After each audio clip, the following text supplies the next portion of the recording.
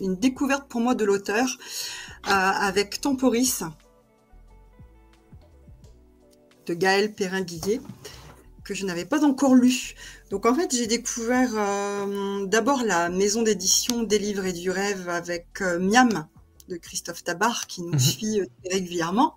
Oui. Donc je me suis intéressée un petit peu à la maison d'édition, et puis quand j'ai vu Temporis, déjà une couverture avec des rouages, je me suis dit tiens, ça m'a interpellée en fait, et j'ai eu bien raison de m'y plonger dedans. Parce qu'en fait, on est dans un style qu'on appelle steampunk, donc qui est un dérivé en fait de la science-fiction. Donc, pour ceux qui ont déjà lu un peu les enquêtes d'Enola Holmes ou qui ont vu la série Carnival Row, donc on retrouve un mix un peu des deux. Enfin, c'est un univers plutôt dystopique avec des machines à vapeur, du cuir, de la ferraille. Dans un monde un peu plus genre 1800, mais avec des machines du futur. Enfin voilà, c'est un peu l'ambiance en fait du livre.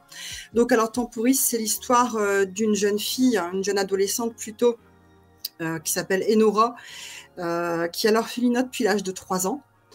Ses parents sont décédés dans une épidémie que tout le monde appelle l'étouffante. Donc l'histoire se passe à Londres en 1890. Et donc Londres est divisée en deux. Donc d'un côté les riches avec la reine Victoria et de l'autre côté les pauvres. Donc bien sûr la jeune fille, elle rêve dans l'histoire, elle rêve de franchir les murs de l'orphelinat, alors que ses copines à l'âge de l'adolescence sont plutôt dans leurs premiers émois en fait, amoureux, mais elle s'en fiche complètement des garçons. Elle, ce qui l'intéresse, c'est d'aller voir ce qui se passe ailleurs. Donc la nuit, elle se sauve en cachette du dortoir et elle se balade dans les jardins, en fait. Et puis une nuit, alors qu'elle est occupée de rêvasser à ce qui peut se passer ailleurs dans le monde, elle découvre un jeune garçon blessé dans un buisson du jardin de l'orphelinat. Et alors elle panique, elle se demande ce qu'elle va faire parce qu'elle sera punie elle aussi. Et finalement, elle n'est pas punie parce qu'il se passe quelque chose. Mais je ne vais pas trop dévoiler l'histoire. Non plus. Donc en fait, j'ai été vraiment emportée totalement dans l'écriture de Gaël, que je n'avais pas encore eu le plaisir de lire. Donc c'est vrai que Geneviève du collectif Polar m'avait demandé si c'était plutôt pour jeunes adultes. Alors oui, c'est vrai que j'avais lu que c'était pour jeunes adultes, mais franchement... Enfin, pourquoi cibler à tout prix jeune adulte alors que, bon, sauf si, je vais pas dire que je suis une jeune adulte, donc, mais vraiment, j'ai été vraiment emballée par l'histoire, donc pour moi, on va dire tout âge quand même, de 7 à 77 ans peut-être, pas 7, mais bon, on va dire de 17 à 77 ans, en tout cas. C'est vraiment une histoire qui est entraînante, donc on est embarqué avec cette jeune adolescente dans une aventure qui mêle passé, présent et futur, en fait, dedans. Donc c'est ça qui est intéressant et franchement je la conseille. Voilà. Ça donne très très envie. Salut Christophe, qu'est-ce que tu fais là sitôt? Oui, je vois Christophe ensemble. Vous avez envie de venir faire un tour? Pour une fois T'es trop tôt, Christophe. Mais il me fatigue ces gens, je vous jure. C'est pour ça m'a coupé, j'ai vu Christophe arriver et mais oui, je me dis mais... C'est parce qu'il n'y a pas sa perruque, je suis choquée. Non, j'ai même pas de perruque. Est-ce que j'ai le droit d'arriver ou pas en fait? Tu as le droit, mais il va falloir couper ton micro parce que sinon on va pas s'en sortir. Déjà comme ça on a beaucoup de mal, tu sais. Donc, mais non, tu peux être avec nous avec grand plaisir. Comme ça tu écouteras les conseils de Fanny, tu écouteras Pascal, mais tu auras le temps de boire un café en même temps. Et ça c'est très très bien après une longue journée. Je te laisse faire ça, mais ça fait plaisir. Par contre, tu devras mettre ta caméra dans l'autre sens pour qu'on te voit en horizontal. Voilà. Bref, ceci était les coulisses. Mais Gaël, là, tu me vois en horizontal. Non, là, je te vois en vertical. Gaël, c'est vrai que c'est une plume incroyable et elle adore Londres, parce que moi j'avais lu les précédents, alors je puis être en tête, pardon. Je suis renseignée, ouais. Déjà, ça c'était exceptionnel et donc ça m'étonne pas qu'elle soit repartie dans ce côté-là. Elle écrit très très bien. Et puis, j'ai vu passer cette semaine sur les réseaux, elle elle se met un peu en dehors des réseaux pour Oui. écrire, Elle a signé un nouveau contrat elle et a elle nous laisse le visiblement... mystère total. Ah oui, ça c'est Gaëlle tout craché. Elle a apparemment signé un nouveau contrat et elle a du boulot. Mais félicitations à elle, c'est cool, c'est une très bonne nouvelle. Quelqu'un de très très chouette. Je l'ai déjà invitée, elle fait la timide, mais elle viendra un jour, je n'en doute pas. Mais voilà, très très très chouette. Et ce livre est très bien. J'en profite pour dire qu'on fait une spéciale sur cette maison d'édition-là. Alors, c'est vous qui avez l'agenda, mais je pense que c'est le dernier jeudi du mois d'août. On va faire une spéciale avec la maison d'édition de Gaëlle ici, où on va en apprendre plus sur les auteurs, sur l'éditrice, sur plein de choses. On a invité beaucoup de monde, vraiment beaucoup de monde. Ça va être très chouette, mais c'est une maison qui gagne à être plus connue. Elles sont déjà connues, mais ils font de très bonnes choses, vraiment. C'est pour ça que j'ai voulu la citer au début, parce que j'ai eu un petit contact avec...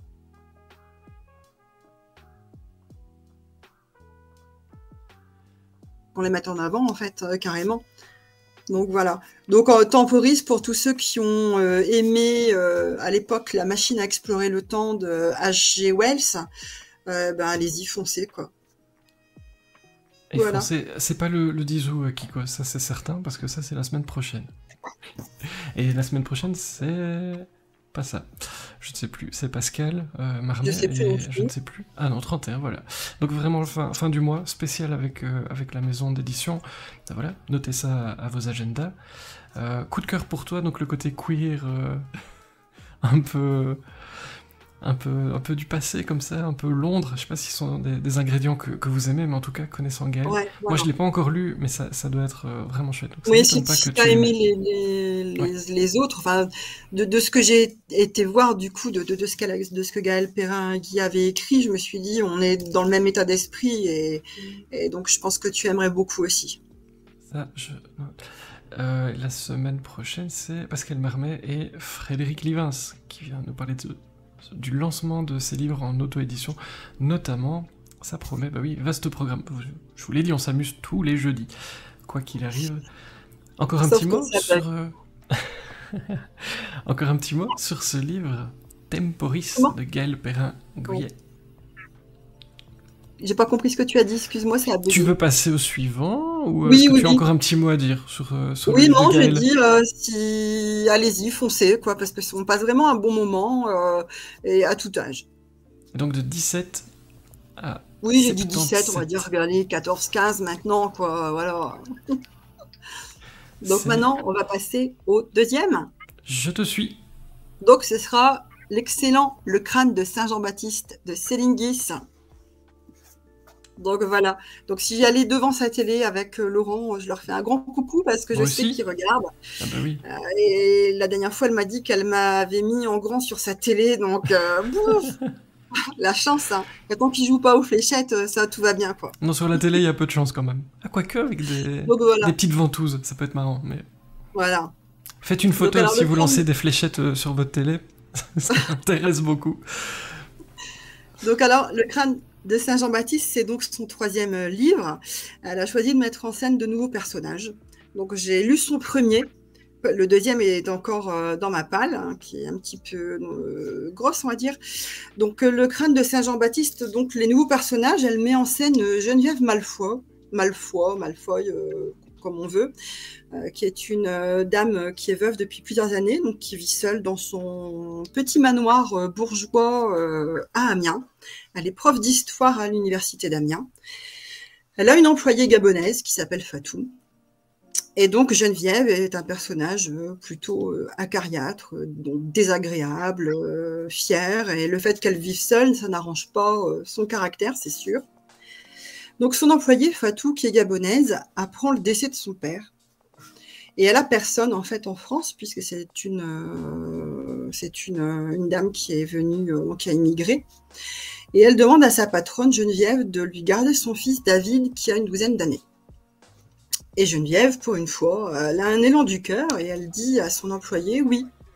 Chose qu'elle regrette aussitôt, mais bon, trop tard. Donc Fatou, l'employé, lui ramène le jeune David de 12 ans, qui commence à jouer au ballon dans le parc. Donc Geneviève commence à avoir des suées, etc. Mais bon, elle l'a promis à son employé, donc elle prend le jeune adolescent.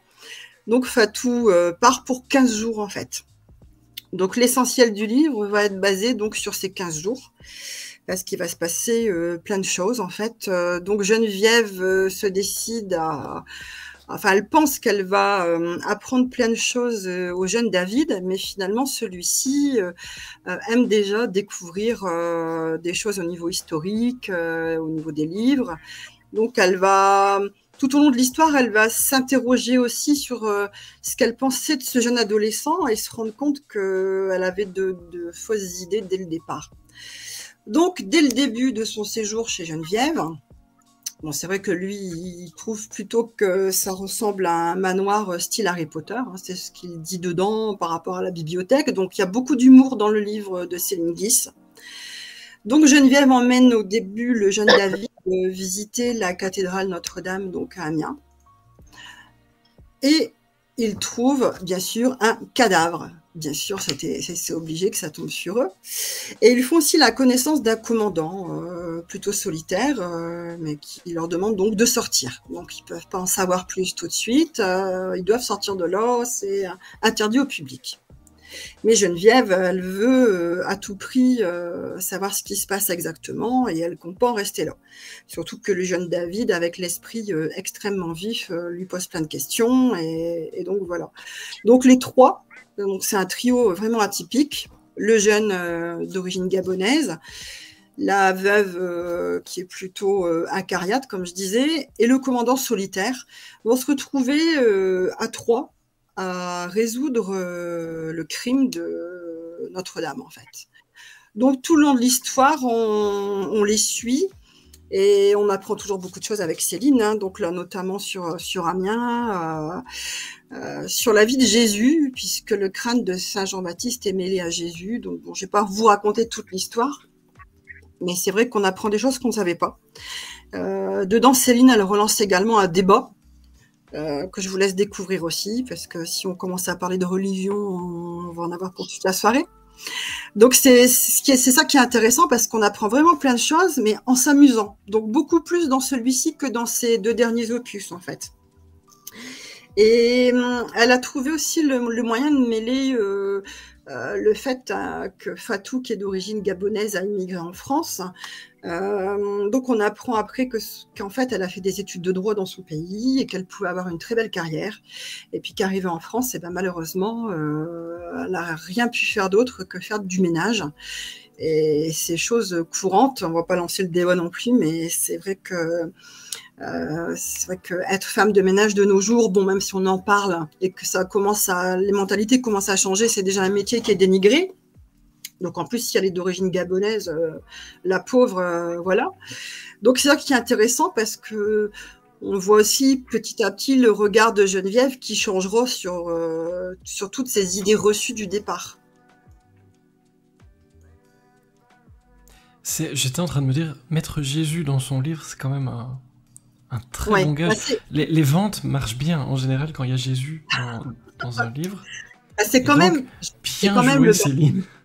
C'est un personnage qui a de l'avenir. C'est comme un génie du mal ou pas, ça marche aussi. Mais Jésus, on est quand même. On demandera à Christophe ce qu'il en pense si Jésus est un personnage. Mais au-delà de ça, c'est vrai qu'on rigole beaucoup. Il y a de l'histoire, on apprend plein de choses. Tu l'as lu ? Pas encore, mais j'ai lu les précédents. Céline était venue nous dire bonjour par ici, j'espère qu'elle reviendra d'ailleurs, parce que c'était passionnant. Mais je vous disais en intro, quelqu'un qui arrive, même si on a un peu peur de ne pas accrocher à l'histoire, ou se dire ok, j'y connais rien, et alors je vais avoir des difficultés, elle vous raccroche, on n'est pas perdu, on apprend des choses, mais c'est pas non plus Wikipédia, je vous rassure, c'est un vrai livre. Voilà, c'est ça qui est bien. Donc c'est très très chouette. Au passage, salut Oli Boîte qui nous dit, faut dire aussi que Geneviève est très vieille France, bourrée de préjugés. Oui, donc, voilà, c'est ça. Donc ça doit être assez amusant aussi à suivre. Moi j'aime bien les gens bourrés de préjugés sont très drôles. Et donc voilà. Un peu pathétiques aussi parfois, mais très drôles souvent. Donc c'est surtout centré sur Jean-Baptiste, qui est appelé le Baptiste, et qui a un lien avec Jésus, quoi. En fait, c'est ça. Mais c'est bien parce que dedans, il y a plusieurs sujets différents et qui passent toujours avec une note d'humour parce qu'on s'amuse beaucoup avec le duo du jeune adolescent passionné de jeux vidéo et puis de Geneviève qui est un peu beaucoup coincée, on va dire, quoi. Voilà.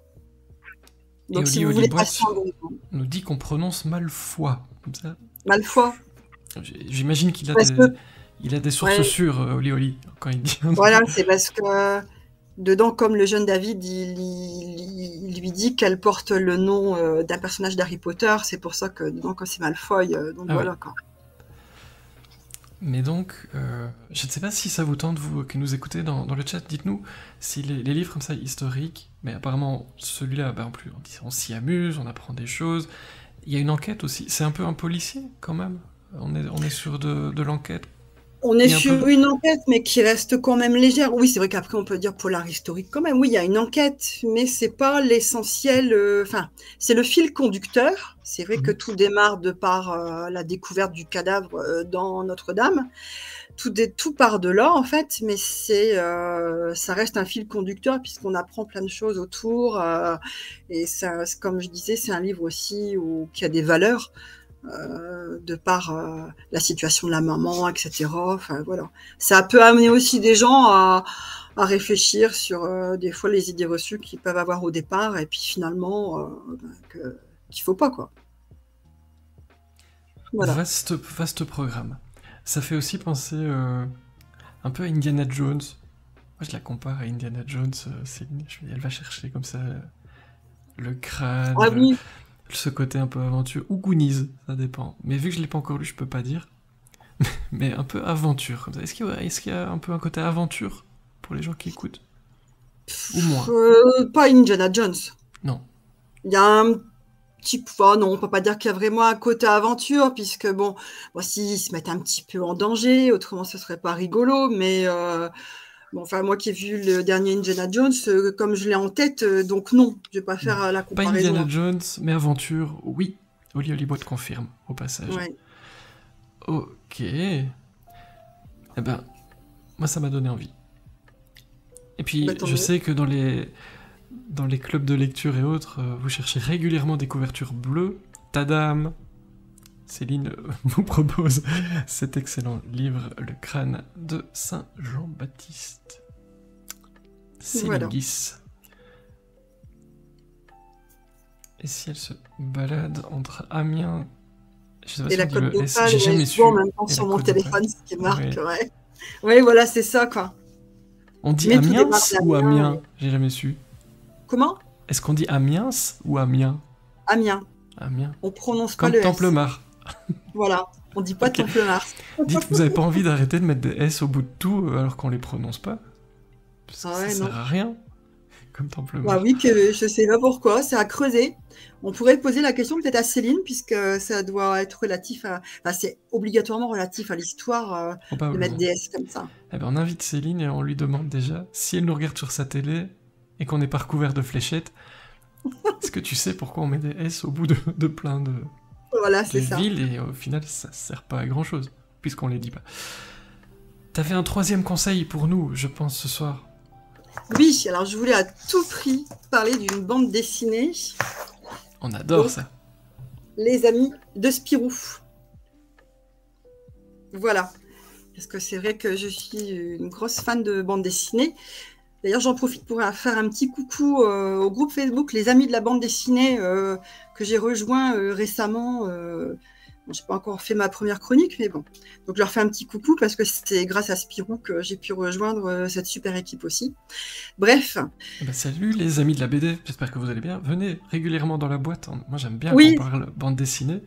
Et donc, je pense que ça devrait se faire prochainement. Très, très bonne nouvelle. Mais vraiment... C'est quelque chose que j'aime beaucoup, et je sais que beaucoup de gens qui nous écoutent aiment, donc c'est plutôt chouette. Il y a aussi plein de belles histoires à découvrir dans les bandes dessinées. Mais qu'y a-t-il dans ce Spirou-là? Dis-nous, qu'en as-tu pensé?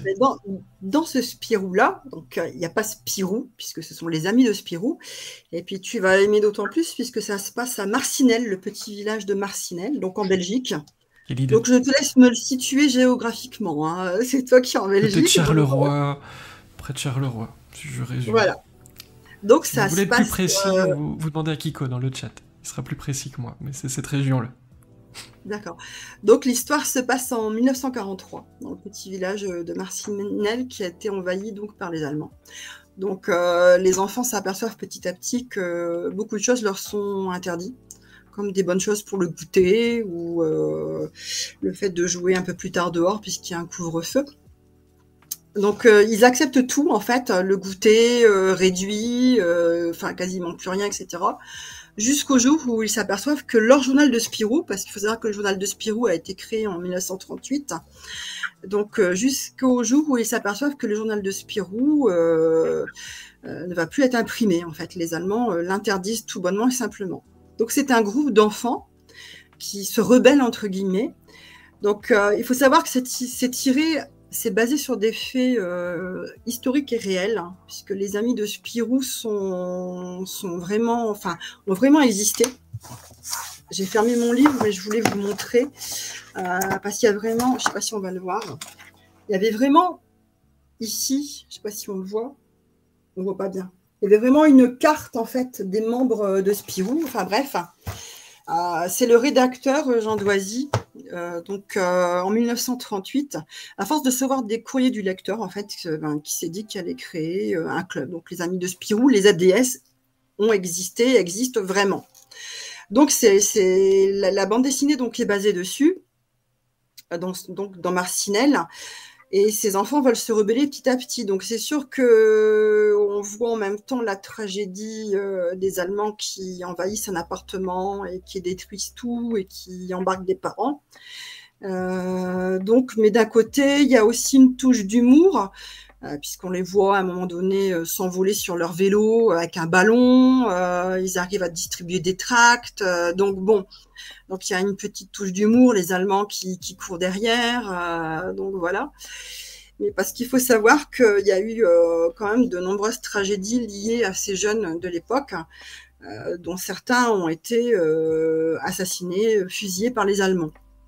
Donc l'histoire est à suivre, mais bon, je connais l'histoire de base et je la trouve très tragique en fait. Donc c'est vraiment une bande dessinée qui est touchante. C'est pas un Spirou comme les autres où ça va être l'aventure, etc. On est vraiment sur une histoire basée pendant la Seconde Guerre mondiale où des enfants ou des jeunes ont quand même connu la mort. Donc je trouve que c'est une bande dessinée là à mettre vraiment entre toutes les mains. Donc voilà, je voulais absolument parler de cette bande dessinée parce qu'elle À partir de quel âge me demande-t-on dans l'oreillette? À partir du moment où les parents estiment eux-mêmes que leur enfant est capable de comprendre ce qui s'est passé par rapport à la Seconde Guerre mondiale. Après, moi je dirais 8 ans. Hein. Moi je pense qu'à 8 ans, je l'aurais mise dans les mains de mon fils. Et on pourrait s'en servir dans les écoles aussi? Les enseignants qui nous écoutent pourraient... Oui, je pense que oui. Pourraient s'en servir comme support? Parce que finalement, pourquoi pas, hein. Pourquoi pas? Oui, parce qu'en plus, les enfants, il faut les amuser aussi, malgré tout. Donc, je pense qu'en plus, les enfants devraient s'identifier à ces jeunes qui étaient privés de goûter, mais qui ne voulaient pas être privés de leur journal de Spirou. Donc, voilà. Donc, je pense que oui. Je pense que oui, pour les plus jeunes, ça peut être bien sûr. Donc, voilà, je voulais à tout prix parler de cette bande dessinée parce que c'est un sujet très important. C'est un sujet très important. Et alors, Kiko nous dit, Marcinelle, c'est là où il y a le siège de Dupuis. Et oui. Je vais ajouter cette question à un quiz. Donc, il va falloir retenir. Le mode trivial poursuite est activé. Donc, très très bonne idée. Je note vos questions au fur et à mesure. Et on ajoute ça à la liste. Kiko, bien joué. Mais ça en fait le point commun quand même de tous les livres que tu nous présentes ce soir. Ça reste l'histoire, j'ai l'impression. La grande histoire et la petite. Oui, c'est vrai, t'as raison, je m'en suis pas rendu compte, mais bon... Ah, c'était pas fait exprès? Non, pas du tout. C'est marrant, ça. C'est marrant, je crois. Pas du tout, c'est vrai que maintenant que tu me le dis, oui.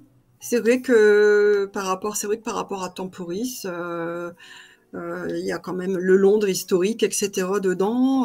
Oui, c'est vrai, non, pas du tout. Ça a été, en fait, dans mes dernières lectures, pour que je les ai encore bien en tête, Parce qu'autrement, c'est vrai qu'au début, je crois que ma première chronique, c'était sur des lectures de l'année, et ça a été, moi je sais que ça a été une cata, parce qu'on lit tellement que on peut pas tout retenir. Et donc ces 3-là ont été mes 3 derniers coups de cœur. Eh bien, je suis très très heureux que tu sois venu dans ce nouveau bureau. Je ne te vois plus. Ah. Je vois Christophe. C'est une bonne nouvelle. Et pendant que Pascal fait du saut de mouton connexion... Oui, voilà, maintenant je te vois. Ah, c'est une bonne nouvelle. Fais comme moi, tire un câble de 30 mètres à travers toute la maison, ça met en joie tout le monde. Moi, tu veux mettre des câbles partout en ce moment? Oui, partout. Ah, mais voilà. Alors, puis je peux pas vous montrer parce que c'est un peu le bazar, mais en plus quand on achète un câble comme ça de 30 mètres, il est tout crôlé. Et alors du coup, j'ai un accordéon géant qui traverse toute la maison. Ce n'est pas pratique. Et je pense que le chien a envie de jouer avec. Bah oui. Ah, super. Ouais. Voilà. Et si à un moment ça coupe, c'est que quelqu'un, quelque part, a arraché le câble. Super. Ce sont les joies du direct. Mais ce ne sera pas avec toi, puisque nos minutes ensemble s'achèvent déjà. C'est passé très très vite, une fois de plus. Je vais te laisser le mot de la fin pour conclure ton passage parmi nous ce soir, puisqu'il reste 2 minutes, pendant que Pascal, je l'espère, stabilise la connexion. Je ne sais pas s'il m'entend.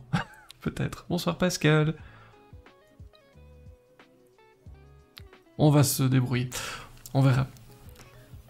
Et Christophe est toujours là, je vous rassure. Oui, vous avez l'air inquiet. Oui. Ça va aller, ça va aller. Je vais juste revenir sur, en fait, sur le Moi, je suis toujours là, mais... c'est... On t'entend, Pascal. Enfin, je crois. Oui, je l'entends. Ça va aller, on va s'en sortir. Je vais juste terminer aussi, les amis de Spirou, le succès de la BD, c'est certainement dû aussi à ceux qui l'ont faite. Donc, on a Morvan au scénario. Moi, c'est quelqu'un que j'adore au niveau de la BD. On a Évrard aussi au dessin. Donc, c'est un duo qui fonctionne, qui a déjà fonctionné dans le passé, qui fonctionne toujours étonnamment bien. Ils ont l'habitude de travailler ensemble. Et donc, on a Ben Beka aussi, assistant dessin et couleur. Et je voulais les nommer parce qu'on ne parle pas assez de ceux qui créent les BD, en fait. Voilà. Je suis bien d'accord. Ça viendra. Il y a du monde derrière une bande dessinée, comme il y a du monde derrière les romans. Ouais.